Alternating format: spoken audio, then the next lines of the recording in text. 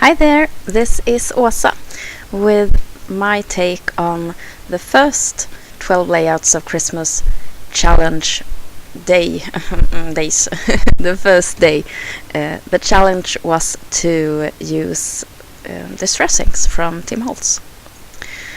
This challenge is issued by Victoria Calvin over at Victoria Marie FB group on Facebook, and it's a really lovely group which I'm a member of, and there will be 12 prompts to follow to make 12 layouts during December.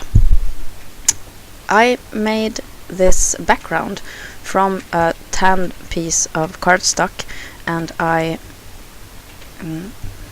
just distressed it with some water and the vintage photo distressing from Tim Holtz. Oh, my cat is walking all over the keyboard. He's gone now. And then I ran a piece of cardstock through my Cuttlebug with an embossing folder and made that wood grain piece of paper, and then I distressed that as well with the vintage photo distress ink.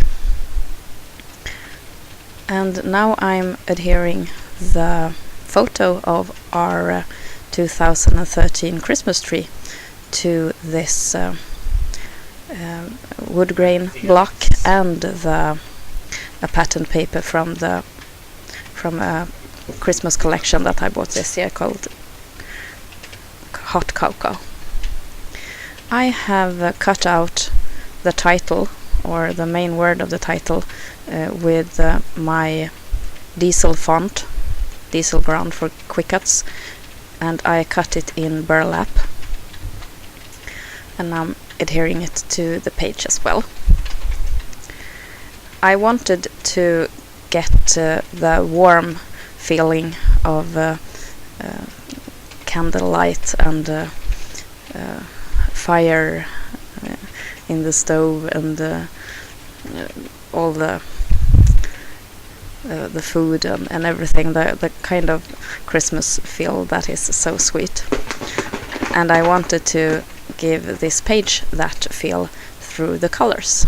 So therefore I added some yellow in the middle of the page with some Liquitex ink, which blended perfectly with the distress ink. I'm also distressing the edges with the same ink. These red circles I've made by putting red glitter glue on a red piece of pattern paper, and then on top of that I put epoxy dot, those that you can make flares of, or you can put it in a bottle cap to form some kind of a dome. And then I let it dry and I cut it out of the paper, and these will form Christmas balls or on my page. I adhere a piece of twine behind it so it looks like a hanger. That's the glitter glue I used. Then I want to add something in the corners. So first I thought that I would use those strips of the wood grain paper that I cut off, but then I wanted to use modeling paste. So I took out modeling paste and the same ink again, a vintage photo, and I colored a spoon of the modeling paste, and you can see that soon. While we look at this photo, or this almost still part of the film, I can say that I also used a stencil on the background. It's a wood grain stencil, and I used an applicator tool to make it darker brown with the same ink as I painted the background with. So I'm using the vintage photo ink in many different places on this layout. I've used my quick cuts tool to cut out a couple of stars from just a scrap piece of paper, and this will be my template for this modeling paste project. I wanted to give these stars a little bit of shine, and I tried to mix in some perfect pearls in the modeling paste. That didn't work. It got lost totally in the among the pigments and the filler of the model paste. But I later go back with a paintbrush and lightly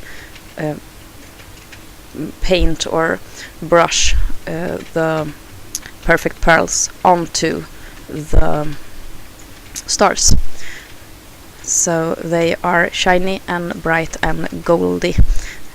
Oh, now you see what I do.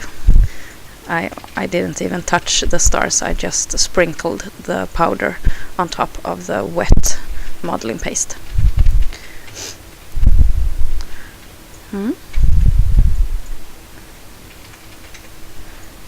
I shook off the excess in the waste basket, and then I dry the modeling paste with the heat tool.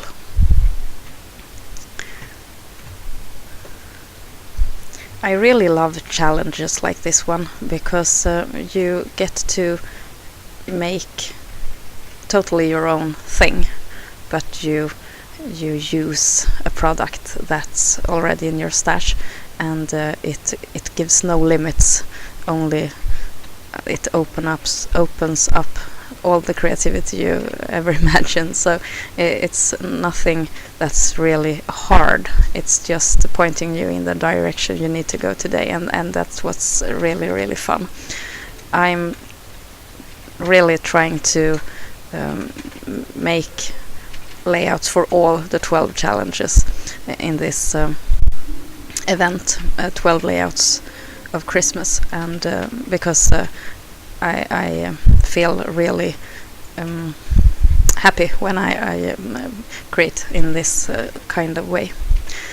So I adhere the photo block with the title onto the background, and I will make a little continuation of the title onto that checkered or plaid pattern paper. Let's see what I'm going.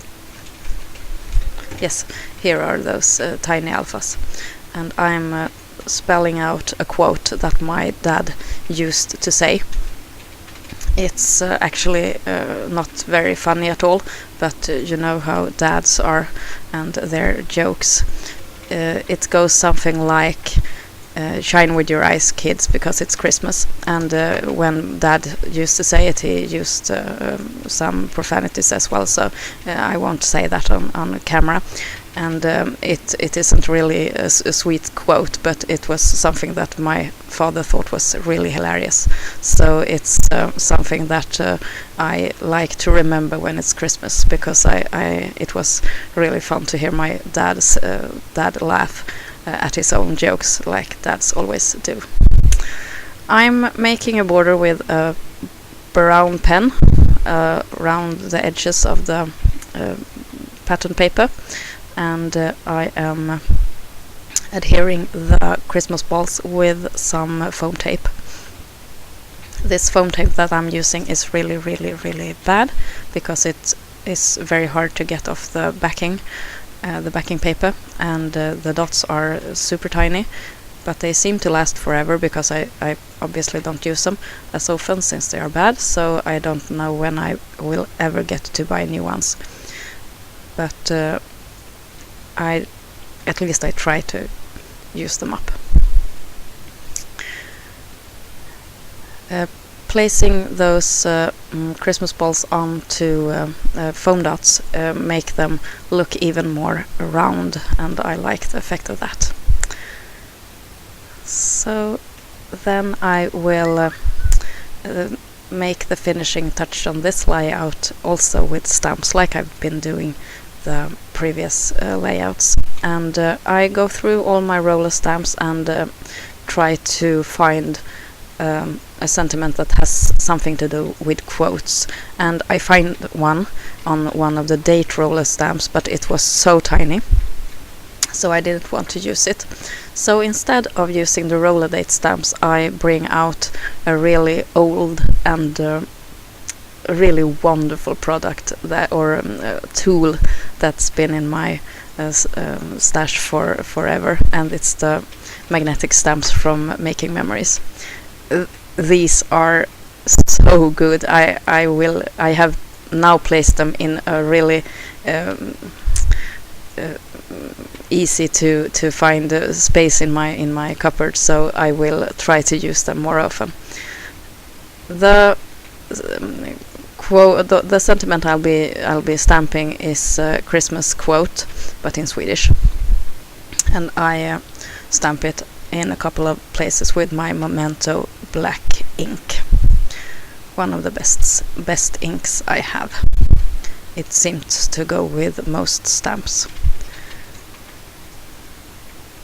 So fun, and really nice to use those perfect scrapbooking tools that you never see these days. So this is pretty much the finished layout. I will add a bit of journaling at the bottom, because without the journaling, and if anyone looks at this in our album, they won't understand what this is. It's pretty stupid, taken out of context. So I need to add why I put this with the Christmas tree. And I write that since my dad isn't with us anymore and can say it himself, we need to say it instead. And this is the final layout in the proper lighting. I think it gives a nice feeling of warmth and a nice Christmas feeling.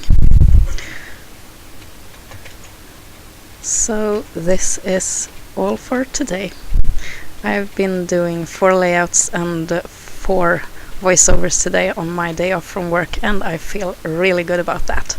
So have a nice time. Thanks for watching. This is Åsa. Bye!